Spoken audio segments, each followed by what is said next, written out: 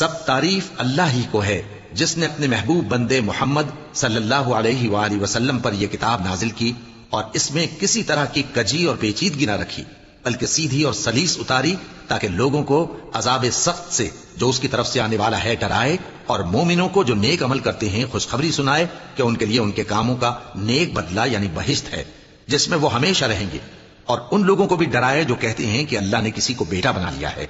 ان کو اس بات کا کچھ بھی علم نہیں اور نہ ان کے باپ دادا ہی کو تھا۔ یہ بڑی سخت بات ہے جو ان کے منہ سے نکلتی ہے، اور کچھ شک نہیں کہ یہ جو کچھ کہتے ہیں محض جھوٹ ہے۔ اے پیغمبر، اگر یہ اس کلام پر ایمان نہ لائیں تو شاید تم ان کے پیچھے رنج کر کر کے اپنے تئیں ہلاک کر دو گے۔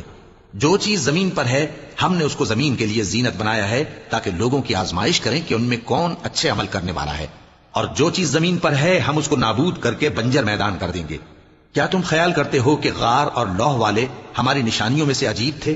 جب وہ نوجوان غار میں جا رہے تو کہنے لگے کہ اے ہمارے پروردگار، ہم پر اپنے ہاں سے رحمت نازل فرما اور ہمارے کام میں درستی کے سامان مہیا کر۔